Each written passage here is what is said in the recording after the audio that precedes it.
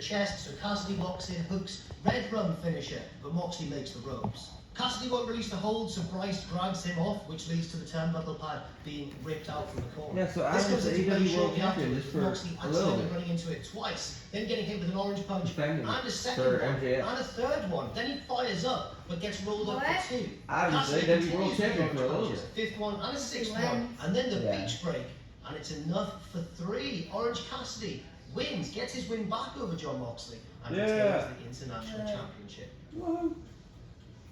Next up, it's the AEW Women's World Come on, Title Tony. match. Tony Storm taking on the champion, Hikaru Tony. Shida. Timeless Tony starts the match by ripping up the Tony. script. Not metaphorically, not going into business I for a don't like second. Hikaru Shida. She She's literally kinda rips annoying. up a literal She script. doesn't have Shida any is in control character. early as we see Mariah May watching on from the back, so terrified for the health of her idol. Storm fights back with lots of chops and a big comedy windmilling elbow, but it only gets a one count. Shida is back in control, so Tony sneakily gets the shoe from Luther at ringside. Aubrey spots this and takes the shoe from Tony. Aubrey, you're too nice! And blasts Shida, but it only gets a near fall. Shida starts hitting the power moves, several near falls off these big spots, including one off a Falcon Arrow. Shida then seems to roll her ankle, and Tony takes full advantage with an ankle lock.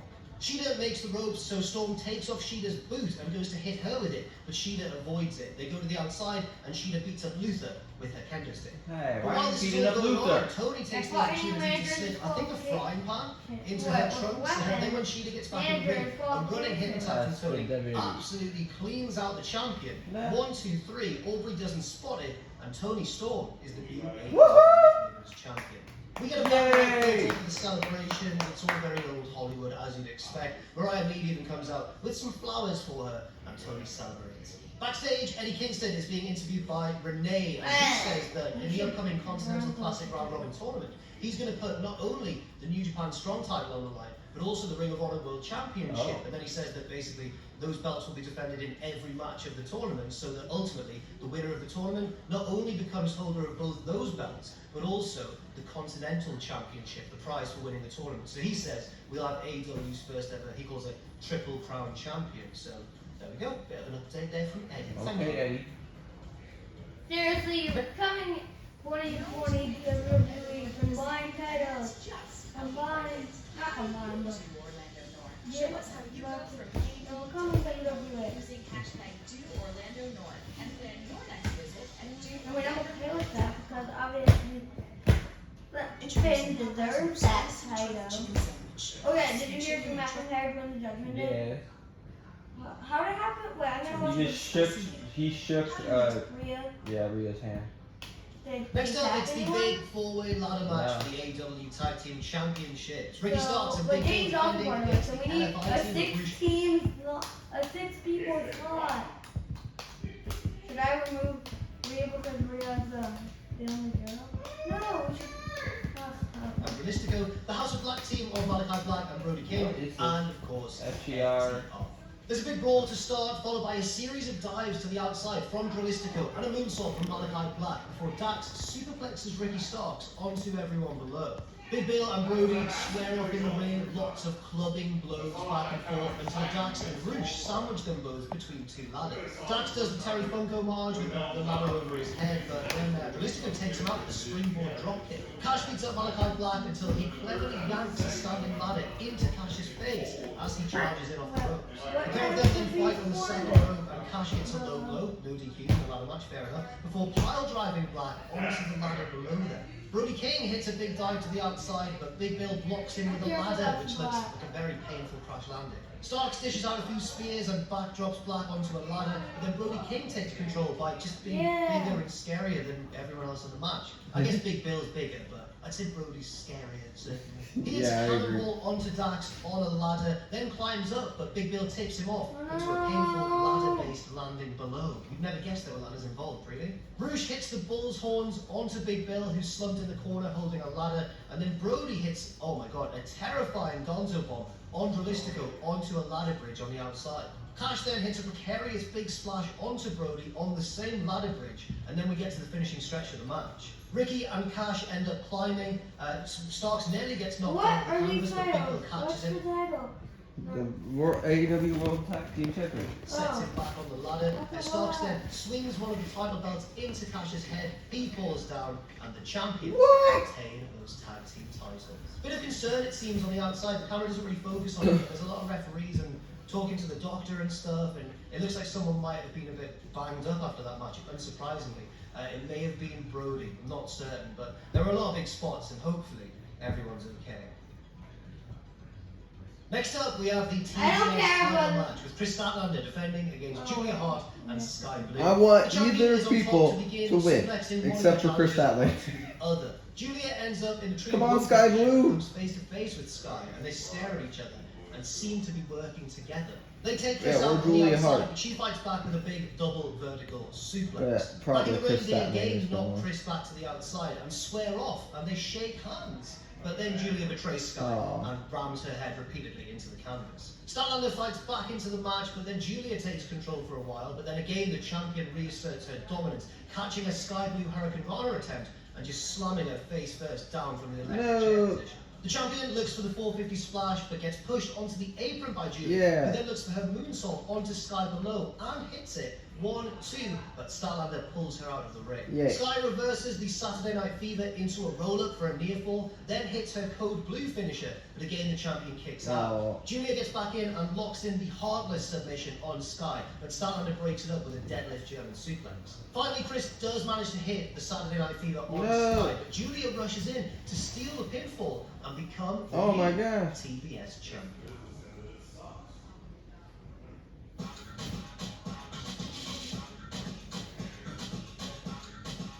You know, if I'm covered over her name, I'm gonna blame it on him for him getting his title.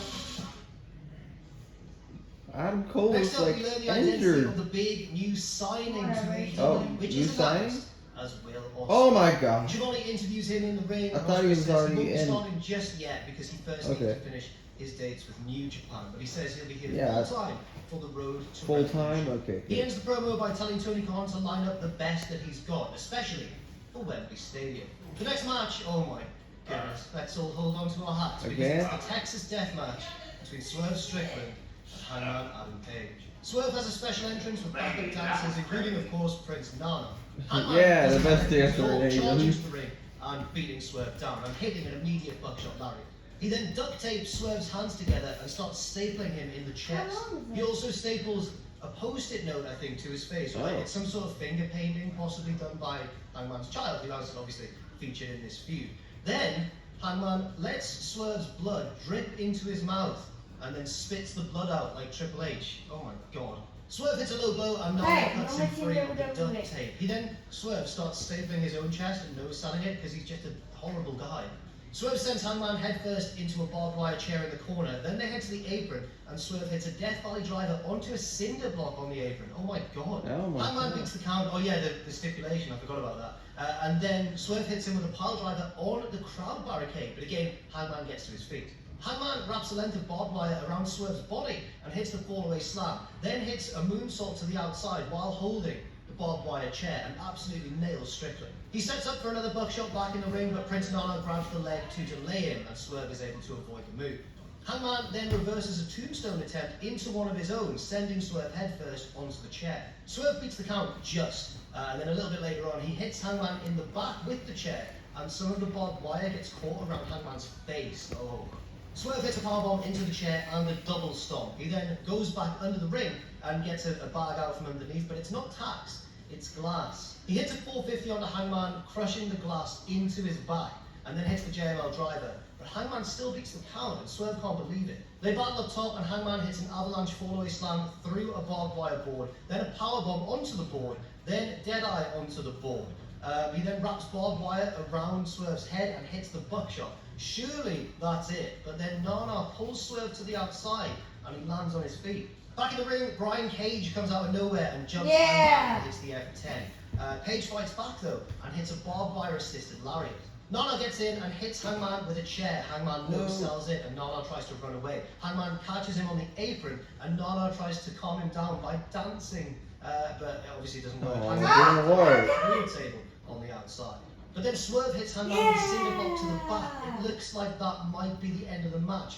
But Hangman's stirring on the floor, so Swerve leaves no doubt about it, wrapping a chain around Hangman's neck and hanging him from the ring post. Hangman refuses to submit, obviously, but instead passes out and gets choked unconscious. The referee counts to 10, and even though Hangman's kind of made it to his hands and knees, he's lost the match. Swerve's getting wins, and that was really horrible. But also, Wait, you were cheering for him? pretty Wow, good, that wasn't was it? pretty cool, man. Don Callis is out on commentary for the next match. Chris Jericho and Kenny Omega, the Golden Jets, taking on the Young Bucks. There are two stipulations at play here. If the Golden Jets win, then they get the Young Bucks #1 contendership to the tag team titles. If the Bucks win, then Jericho and Omega can't team together anymore. We get an early exchange between Kenny and Nick Jackson, and they give each other a little show of respect afterwards before tagging out. However, the Bucks' attitude towards Jericho isn't quite as friendly. Nick Jackson traps Jericho's arm behind the ring steps and kicks them, possibly trying to nullify the Judas effect. The Bucks continue to work over the arm of Jericho, which is now cut open. Jericho gets this out to Kenny, who runs wild for a little bit on both Bucks, but then Nick escapes the "you can't escape." However, Matt falls victim to it, and then Kenny rolls into a backstabber on Nick. He hits the moonsault to the outside onto Matt, and then a big knee to Nick, and Jericho's back in with a double lion salt. Bit scary, bit of a scary landing, but everyone seems to be okay, and the babyfaces are on top. However, the Bucks work back into the match, and Matt goes for the walls of Jericho on Jericho himself, but Jericho rolls him up for 2. Jericho accidentally clocks Omega, but does get the walls locked in on Matt. He keeps it locked in for a long time, but eventually, his weakened arm loosens its grip, and Matt gets out. Matt then hits an impressive double Northern Lights suplex to both opponents, and then Nick German suplexes Kenny on the apron.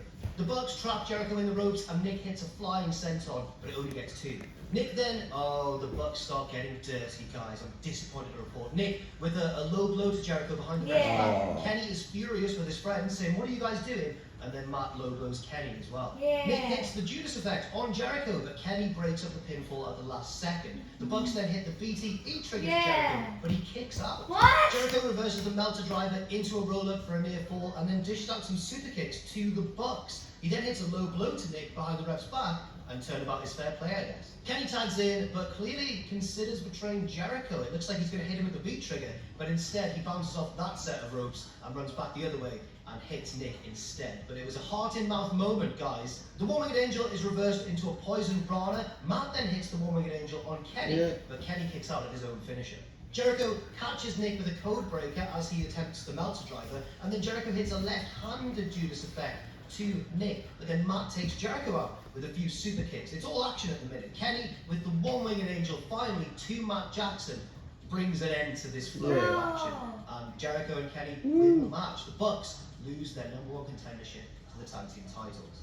The Bucks throw an almighty tantrum after the match, rejecting a handshake from the babyfaces and trashing the ringside area. They are not happy boys.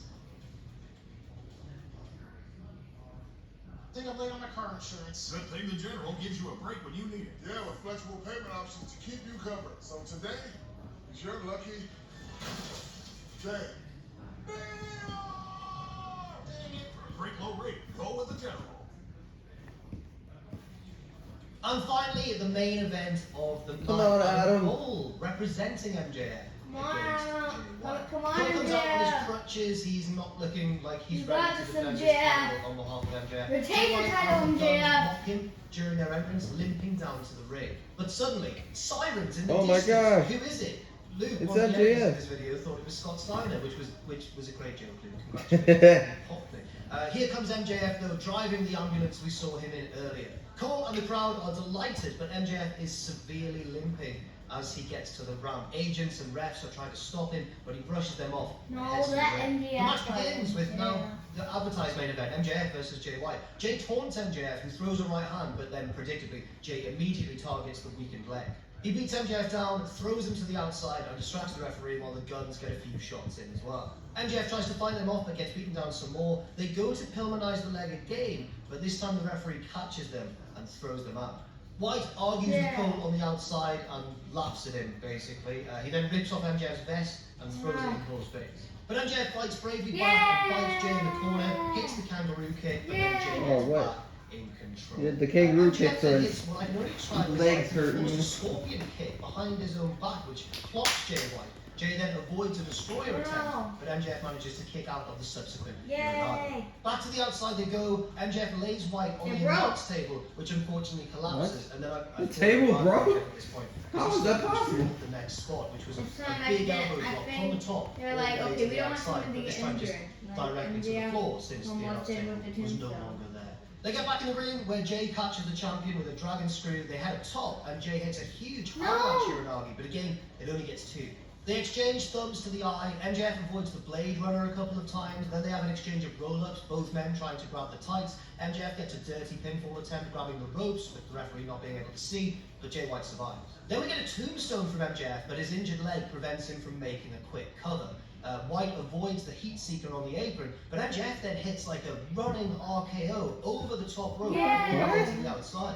Back in the ring, MJF keeps trying to press the advantage, but his leg keeps giving out. The referee gets the ringside doctor over, who considers stopping the match, but MJF fires up. However, Jay White really gets vicious now, targeting the leg again. No. Several dragon No, screws, you can't and do that, they Jay fall. White. Cole thinks about throwing MJF's vest into No. the ring, kind of effectively throwing in the towel, but MJF begs him not to and reverses the pressure of the move, but Jay makes the ropes. Cole thinks about hitting Jay with his Ring of Honor Tag Team title belt, but White takes it off him and clocks MJF behind the ref's back. Hey, He Brad! gets a very near fall, and Cole is very relieved to see his friend kick out. Then the referee gets bumped, and Cole gives MJF the Dynamite Diamond ring, leaving it on the canvas. But Jay takes advantage Yes. and gets the ring before MJF can make it. He goes to hit MJF with the ring, but takes a low blow instead. Now Yeah. MJF gets control of the ring. The guns run out, but he takes them out with the right hands. With the What's going on with this and then crazy avoids match? the Blade Runner and then clocks Jay White with the ring just as the referee comes to 1, 2, 3, and MJF is Yay. Yes! the AEW World Champion. Woo! And he gets the physical belt back as well. Then we get an ending to the show, which Finally, he gets the I belt think back. I, and possibly a lot of you watching as well, were expecting some sort of follow-up to the Devil angle. Maybe even we would learn the identity of the Devil themselves. But instead, the show just ended. MJF and Cole celebrated, and that was it. Adam So there we Cole's go. That is beard what grew a happened little at bit AEW Full Gear 2023. from his Thank you injury. very He's much just been indeed to staying home. He hasn't shaved his beard. Yeah. It's the best. How do you do a capital? How do you do a capital? I don't know. I need to know. You can't. Then why the heck does Yoshi have a capital Y? Yoshi. No, Bandit, what are you looking at? With 10 and 2 No, minutes. this is the wrestling channel. Ah! You shouldn't care. It just doesn't matter.